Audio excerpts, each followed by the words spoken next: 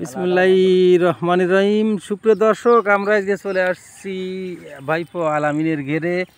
একদম সেই সরিষা রোপণ করেছিল আরও কিছুদিন আগে। ঘেরটা সেচ দিয়ে শুকনো করার জন্য, ঘের প্রস্তুত করার জন্য দেখুন পানি দিছে হালকা। ঘেরের নিচেই সারা সাইডে, ঘেরের প্রত্যেকটা ফাড়ের নিচে দিয়ে অনেক পরিমাণ সরিষা হয়েছিল, আমি দেখেছিলাম। কিন্তু পরবর্তীতে দেখলাম সরিষা কম। এর কারণ কি বিস্তারিত আমরা জিজ্ঞেস করবো। আসসালামু আলাইকুম আলামিন সাহেব। ওয়ালাইকুম আসসালাম। বাপ, সরিষা তো আমি প্রচুর পরিমাণে দেখিলাম, যখন বুনিছো গাছ হয়েছে, ছোট ছোট ফুল ভরে গেছে। তা এখন দেখতেছি ফাঁকা ফাঁকা, তোলার সময় কাহিনী কি? মূলত কাহিনী হচ্ছে সরিষা বোনার পরে অনেক ফুল হয়। হ্যাঁ হ্যাঁ, এই ফুল মানুষ তুলে নিয়ে গেছে। হ্যাঁ, আমি তো বিভিন্ন কাজে ব্যস্ত থাকি বলে আসতে পারিনি। হ্যাঁ হ্যাঁ, এই সরিষা গরুরে খাওয়ানোর জন্য বা ফুল টুল নিয়ে গেছে মানুষ।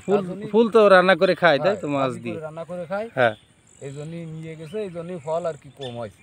তো মানুষ আসলে মানে তুমি টাকা দিয়ে সরিষা কিনে বা ঘের লিজ নিয়ে চাষ করেছো, আর মানুষ সেইগুলো চুরি করে নিয়ে যাচ্ছে, তাই তো? চুরি করে নিয়ে না বলে একদম নিয়ে যাচ্ছে গাছ। নিয়ে গেছে।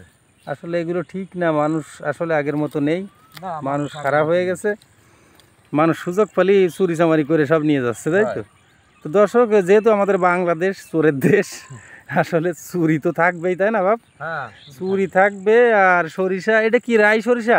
এটা আছে, হ্যাঁ, রাই সরিষা। রাই সরিষা, তাই তো? হ্যাঁ, রাই সরিষা। কিন্তু প্রচুর ফলন হইল, আমি দেখিলাম।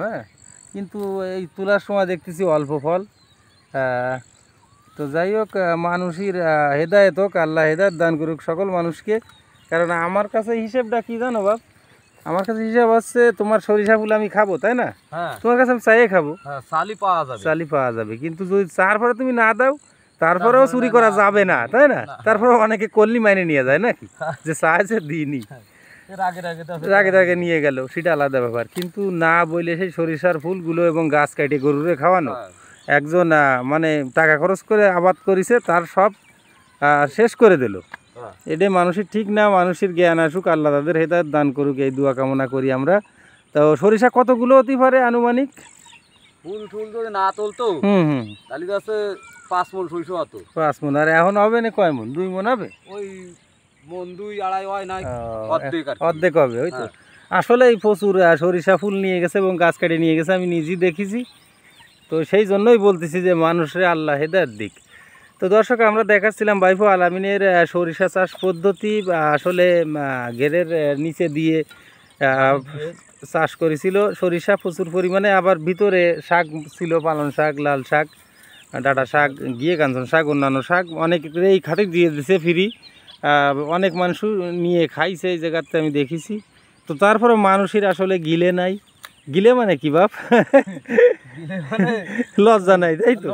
লজ্জা নাই। মানুষরে ফ্রি শাক দিছে, লাল শাক, পালং শাক, ধনে শাক, ঘি কাঞ্চন শাক বইলে আসা হয়েছে, তাই তো? যে শাক খাওয়ার জন্য লাগলে নিয়ে যাও। তো তারপরে মানুষ এই সরিষার ফুলগুলো এবং গাছগুলো কেটে নিয়ে গেল, দুঃখজনক। তো যারা আমাদের চ্যানেলে ভিডিওটা দেখতেছেন, অবশ্যই লাইক কমেন্ট শেয়ার করবেন, আর পারলে চ্যানেলটি সাবস্ক্রাইব করবেন পরবর্তী ভিডিও পাওয়ার জন্য। তো আপনাদের কোনো মতামত থাকলে কমেন্ট বক্সে লিখবেন ভিডিওটি কেমন লাগলো। আর আমাদের ঠিকানা পরিশেষে বলে দেয় যে যশোর জেলার অভয়নগর থানার 8 নং সিদ্দিপাশা ইউনিয়নের 2 নং ওয়ার্ড ধুলগ্রাম। আমাদের ধুলগ্রামে ভাইপো আলামিন এই সরিষা চাষ করেছিল। তা দুঃখের কথা আসলে আপনাদের মাঝে তুলে ধরলাম। আপনারা কমেন্ট বক্সে লিখবেন, আমি উত্তর দেওয়ার চেষ্টা করব। তো সেই প্রত্যাশায় আমরা আজকে বিদায় নিচ্ছি। সবাই ভালো থাকবেন। পরবর্তী ভিডিও এই কথা হবে ইনশাল্লাহ। আর প্রতিবেশীর সঙ্গে সব সময় ভালো ব্যবহার করবেন। আল্লাহ হাফেজ।